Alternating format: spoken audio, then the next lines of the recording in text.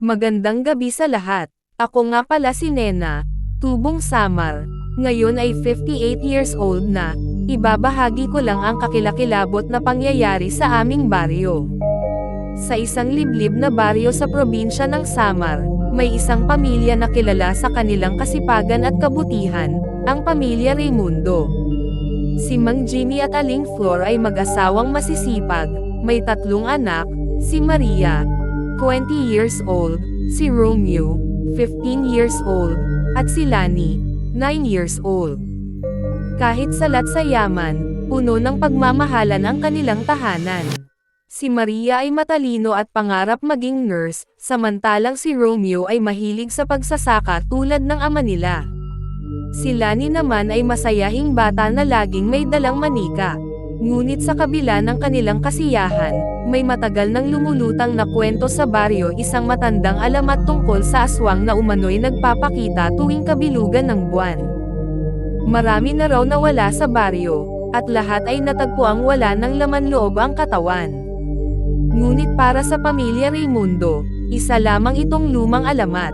Isang gabi, matapos ang isang mahabang araw sa bukid, umuwi si Mang Jimmy na masama ang pakiramdam. Siya ay namumutla, nanghihina, at may mga sugat sa likod na tila gawa ng matatalim na kuko. Ani niya, nahulog siya sa matitinik na halaman sa gubat nang minsang dumaan doon. Pinilit siyang gamutin ni Aling Flor, ngunit lalo siyang nanghina sa sumunod na mga araw. 5 araw lang ang lumipas, pumanaw si Mang Jimmy. Nagluksa ang buong pamilya. Si Aling Flor, sa sobrang lungkot, halos hindi na makakain. Si Romeo ang pumalit sa ama sa bukid, ngunit nahirapan siyang alagaan ang lupain. Si Maria naman ay napilitang tumigil sa pag-aaral upang alagaan ang ina at kapatid. Sa gitna ng kanilang pagdadalamati, napansin nilang tila may bumibisita sa kanilang bahay tuwing gabi, may mga malalalim na kalmo sa dingding, kaluskos sa bubong, at mabahong amoy ng bulok na laman. Isang gabi, habang natutulog si Lani sa kanyang papag, bigla siyang nagising. Sa gilid ng kanyang mata, may nakita siyang isang anino na nakatayo sa labas ng kanilang bintana. Mabilis niyang tinakpan ang sarili ng kumot at bumulong ng dasal. Kinabukasan, sinabi niya ito sa kanyang ina, ngunit hindi siya pinaniwalaan. Dahil sa sunod-sunod na kakaibang pangyayari, napagdesisyonan ni Romeo na magbantay isang gabi. Armado ng gulok, naghintay siya sa labas ng kanilang bahay. Malakas ang hangin, at tanging tunog ng kuliglig ang bumabasag sa katahimikan. Eksaktong hating gabi nang makita niyang gumalaw ang mga dahon sa di kalayuan. Mula sa kakahuyan, may lumabas na isang matangkad at payat na nilalang, may mahahabang kuko at pulang mata. Napaurong si Romeo. Gusto niyang sumigaw, ngunit natakot siyang mapansin siya nito.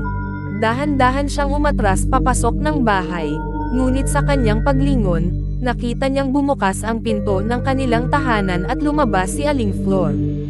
Hindi siya natakot, hindi siya sumigaw. Sa halip, lumakad siya papalapit sa nilalang at pabulong na sinabi, "Bumalik ka, Jimmy." Nanlaki ang mata ni Romeo. Hindi siya makapaniwala. Ang aswang na kinatatakutan nila ay ang sarili nilang ama. Sa gulat ni Romeo, napasigaw siya, kaya't nagising si Maria at Lani.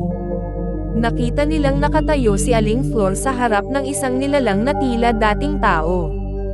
Nanginginig si Maria, ngunit bago pa siya makatakbo, nagsalita ang kanyang ina.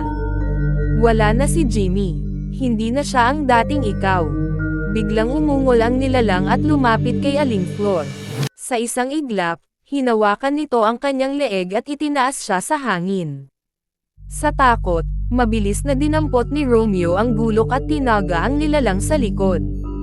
Napahiyaw ito sa sakit at bumitaw kay Aling Flor. Ngunit bago pa ito makatakbo, biglang lumitaw ang ilan pang nilalang mula sa kadiliman, mas maraming aswang. Nagmadaling tumakbo ang pamilya Raimundo papasok sa bahay at isinara ang pinto.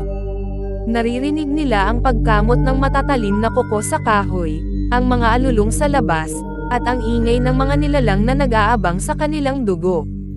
Sa huli, humawak ng krus si Maria at lumuhad sa gitna ng bahay. Sinimulan niyang dasalin ang ama namin habang umiiyak si Lani sa kanyang tabi. Si Romeo naman ay mahigpit na hawak ang kanyang gulok, handang lumaban. Sa isang iglap, biglang tumigil ang lahat ng ingay. Nagkatinginan sila. Dahan-dahan nilang binuksan ang pinto, wala nang nilalang. Ngunit sa lupa, may naiwanang marka ng kamay, at sa likod bahay, natagpuan nila ang katawan ni Aling Flor, wala nang buhay. Nagluksa muli ang pamilya Raimundo. Iniwan sila ng kanilang ina sa paraang hindi nila inasahan. Ngunit sa kabila ng lahat, pinilit nilang magpatuloy sa buhay. Umalis sila sa baryo, dala ang pait at takot mula sa kanilang nakaraan. Ngunit bago sila tuluyang umalis, isang matandang babae ang lumapit kay Maria. "Bantayan ninyo ang isa't isa," babala nito. "Kapag dumating muli ang kabilugan ng buwan, babalik sila." At mula noon, sa bawat gabing magdaan ay sama-sama silang nagdarasal magkakapatid. Ngunit, tuwing kabilugan ng buwan ay may mga hindi maipaliwanag na pangyayari pa rin sa kanilang tahanan.